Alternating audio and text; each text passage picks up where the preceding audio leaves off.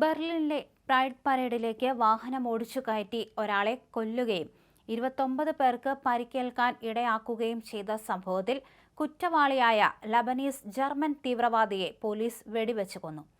ബെർലിനിലെ Christopher street day പരേഡിലേക്ക് കഴിഞ്ഞ ശനിയാഴ്ചയായിരുന്നു അബ്ദുൾ ബലൌത്ത് എന്ന തീവ്രവാദി വാൻ ഓടിച്ചു കയറ്റിയത്.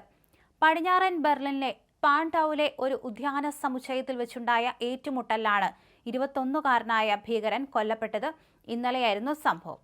പോലീസിന്റെ എമർജൻസി വിഭാഗത്തിലെ ഉദ്യോഗസ്ഥർക്ക് നേരെ ഇയാൾ മൂർച്ചയുള്ള വാളുമായി പാഞ്ഞടുക്കുകയായിരുന്നു എന്നാണ് പോലീസ് പറയുന്നത്. ഇതിനെ തുടർന്ന് പോലീസിലെ സ്പെഷ്യൽ ഓപ്പറേഷൻ കമാൻഡോകൾ അയാളെ വെടിവെച്ച് കൊലപ്പെടുത്തുകയായിരുന്നു. പരേഡിനിടെ അക്രമം കാണിച്ചത് ഇയാൾ ഒറ്റയ്ക്കാണെന്നും അതിൽ മറ്റാർക്കും പങ്കില്ലെന്നും പോലീസ് വ്യക്തമാക്കി. ലബനൻ വംശജനായ അബ്ദുൾ ബലൌത്തിന് ജർമ്മൻ പൗരത്വമുണ്ട്. 2025 ഇയാൾ IS ഗ്രൂപ്പിൽ ചേരാനായി ലബനിലേക്ക് പോയെങ്കിലും അതിന് കഴിഞ്ഞിരുന്നില്ല എന്നും പോലീസ് വ്യക്തമാക്കി. തുടർന്ന് തിരിച്ചെത്തിയ ഇയാളെ കസ്റ്റഡിയിൽ എടുത്തിരുന്നു. 2026 മെയ് വരെ ഇയാൾ വിചാരണ തടവുകാരനായി തുടർന്നു.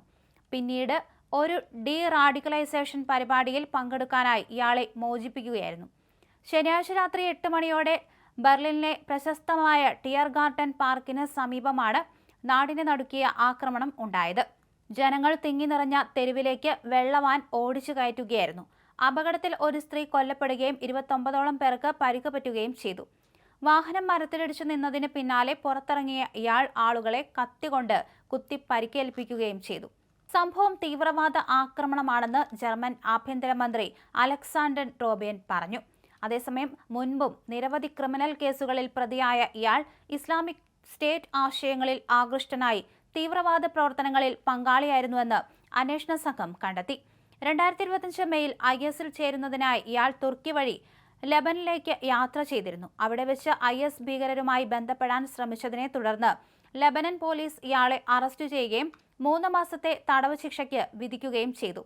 തുടർന്ന് 2025 നവംബറിൽ ജർമ്മനിയിൽ തിരിച്ചെത്തിയപ്പോൾ ബെർലിൻ വിമാനത്താവളത്തിൽ വെച്ച് പോലീസ് ഇയാളെ കസ്റ്റഡിയിലെടുത്തിരുന്നു. രാജ്യസുരക്ഷയ്ക്ക് ഭീഷണിയാകുന്ന രീതിയിൽ അക്രമ പ്രവർത്തനങ്ങൾ ആസൂത്രണം ചെയ്തതിന് ഇയാൾക്ക് ഈ വർഷം മെയിൽ 1 വർഷവും 10 മാസവും തടവ് ശിക്ഷ ലഭിച്ചിരുന്നുവെങ്കിലും നിരീക്ഷണ വ്യവസ്ഥകളോടെ താൽക്കാലികമായി ഒഴിവാക്കപ്പെടുകയായിരുന്നു.